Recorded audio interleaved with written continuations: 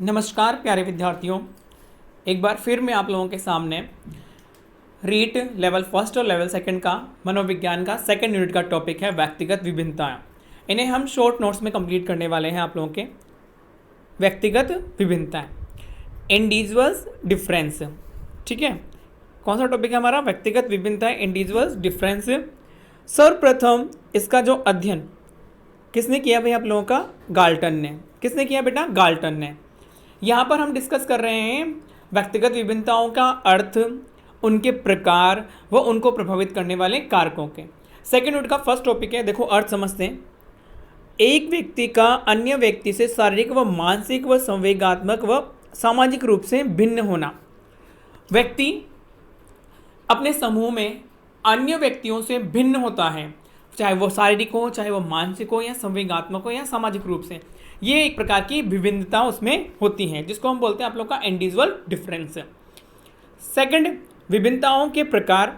विभिन्नताओं के प्रकार के बारे में हम बात करते हैं तो देखो, शारीरिक स्तर पर विभिन्नता मतलब कोई मोटा होता है, कोई पतला होता है, कोई गोरा होता है, कोई काला होता है। सेकंड इसमें है बुद्धि के स्तर के आधार पर, कोई मंद बुद्धि होता है, कोई तीव्र बुद्धि होता है, कोई प्रतिभाशाली होता है। मतलब अलग अलग बुद्धि के आधार पर अलग अलग व्यक्तित्व होता है।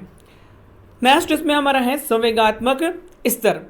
संवेगात्मक स्तर की बात करते हैं कि संवेग स्थिति के अनुसार परिवर्तित होते रहते हैं, तो व्यक्ति का व्यक्तित्व विभिन्नता भी इसके आधार पर निर्भर करती हैं। विचारों में भिन्नता, अलग अलग लोगों का कार्य करने का तरीका भी अलग अलग होता है, तो उनके विचार में भी क्या होती है? भिन्नता होती है। व्यक्तित्व विभिन्नता मतलब उनकी पर्सनालिटी में विभिन्नता।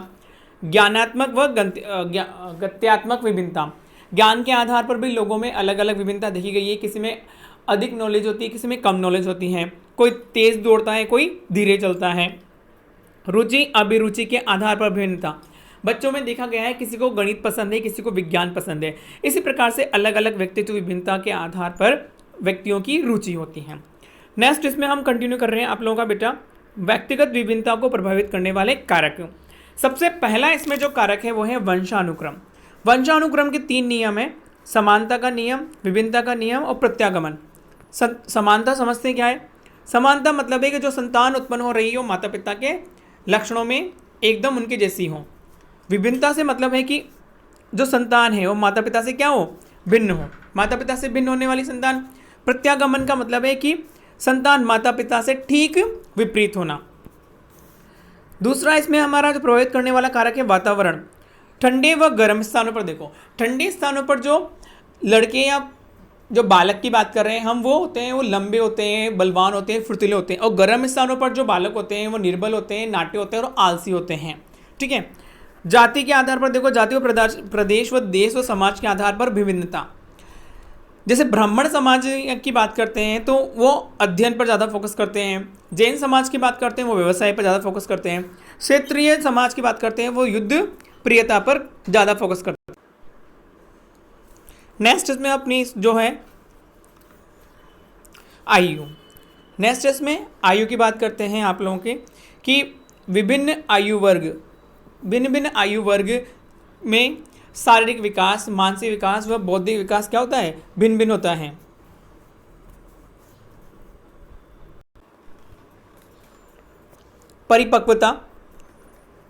परिपक्वता देखो भी इसमें छोटे बड़े में समझदारी का अंतर होता है। छोटा बच्चा जो कम परिपक्व होता है वो कम समझदार होता है, बड़ा बालक वो ज़्यादा समझदार होता है, तो उसमें परिपक्वता के आधार पर समझदारी ज़्यादा होती है।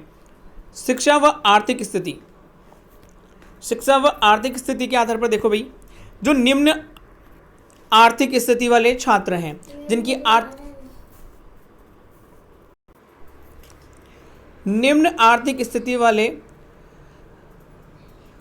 कमजोर किस तरह से? शैक्षिक रूप से। और उच्च आर्थिक स्थिति वाले शिक्षा पर क्या होते हैं? अधिक मजबूत होते हैं। लिंग भेद के आधार पर बात करते हैं कि बालक क्या होते हैं? साहसी होते हैं, बालिकाएं क्या होती हैं? कोमल। बुद्धि के आधार पर बात करते हैं तो तीव्र बुद्धि वाले और मंद बुद्धि वाले। इस तरह से व्यक्तित्व विभिन्नताओं को प्रभावित करने वाले ये कारक हैं। नेक्स्ट इसमें अपना है व्यक्तिगत विभिन्नताओं पर आधारित प्रविधियाँ बात करते हैं, या फिर यहाँ पर है शिक्षण विधियाँ। शिक्षण विधियों की बात करें, आगे भी इसको 5th में पढ़ेंगे हम, लेकिन यहाँ भी पढ़ लेते हैं। प्रोजेक्ट प्रणाली। कौन सी प्रणाली भाई आप लोगों की यहाँ पर? प्रोजेक्ट प्रणाली। प्रोजेक्ट प्रणाली, इसके प्रवर्तक है कौन? किलपैट्रिक। यह देखो पूरे मन से किया जाने वाला कार्य वो करके सीखने पर बल देती है। प्रोजेक्ट प्रणाली क्या करती है आप लोगों की? प्रोजेक्ट प्रणाली में अंदर कोई भी कार्य जो किया जाता है या प्रोजेक्ट करने का कार्य किसी का मन से होता है, ठीक है। जैसे कि मिट्टी के बर्तन बनाना या बागवानी करना, किसी को ज़बरदस्ती नहीं कर सकते भाई तुम ये काम करो, लेकिन उसका मन है तो वो करेगा बागवानी या मिट्टी के बर्तन।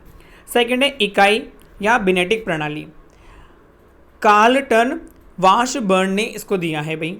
इसके अंदर बालक का कार्य करने की पूर्ण रूप से स्वतंत्र होता है। बालक कोई भी अपना कार्य करना चाहता है उसके लिए पूर्ण स्वतंत्र है। पाठ्यक्रम को छोटे छोटे खंडों में विभाजित करता है और अपने ज्ञान की परीक्षा स्वयं करता है। नेक्स्ट इसमें है डाल्टन प्रणाली। डाल्टन प्रणाली देखो यहाँ पर आप लोगों की हेलन पार्क ने इसको दिया है। डाल्टन प्रणाली में छात्रों को उसकी रुचि, क्षमता अथवा योग्यता के द्वारा कार्य करने की स्वतंत्रता होती है। समय की सबसे बड़ी बात तो यहाँ है, समय की कोई बाउंडेशन नहीं होती, मतलब उस पर कोई बोझ नहीं कि वो इतने समय में ये कार्य फिक्स करें। नेक्स्ट इसमें डैक्रोली प्रणाली, डॉक्टर ओविड डैक्रोली ने इसको दिया है।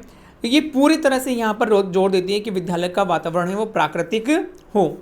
बालकों का विभाजन उनकी रुचि क्षमता के अनुसार किया जाता है। नेक्स्ट है कॉन्ट्रैक्ट प्रणाली। डाल्टन व बिनेटिक प्रणाली का मिलाजुला रूप होता है कॉन्ट्रैक्ट प्रणाली। अभिक्रमित अनुदेशन की बात करते हैं। बालक यहाँ स्वयं करके सीखता है, इसको आगे हम डिटेल में पढ़ेंगे। जैसे आप लोगों ने पढ़ा हुआ शाखीय अभिक्रमित अनुदेशन, रेखीय अभिक्रमित अनुदेशन। किंडरगार्टन, जिसको बच्चों का बाल उद्यान भी बोलते हैं, ये इसके प्रवर्तक है फ्रोबेल। यहाँ पर शिक्षक को मालिकी और बच्चे को पौधे की उपाधि दी गई है। मॉन्टेसरी, डॉक्टर मारिया मॉन्टेसरी ने ये विधि दी है भाई, ये बताई है शिक्षण विधि। इसमें ज्ञानेंद्रियों व कामेंद्रियों पर ज़्यादा बल दिया जाता है, आधारित शिक्षा दी जाती है और मंदबुद्धि बालकों के लिए अधिक उपयोगी है। नाइन्थ ह्यूरिस्टिक विधि, और इसको बोलते हैं खोज या अन्वेषण विधि। इसके जो प्रवर्तक है वो है आर्मस्ट्रॉन्ग और खोज करना इसका आधार है। बेसिक शिक्षा प्रणाली, महात्मा गांधी इसके प्रवर्तक हैं। बालक के सर्वांगीण विकास पर बल देते हैं और निःशुल्क शिक्षा की व्यवस्था प्रदान करते हैं। मैं आशा करता हूँ आप लोगों को वीडियो पसंद आया होगा।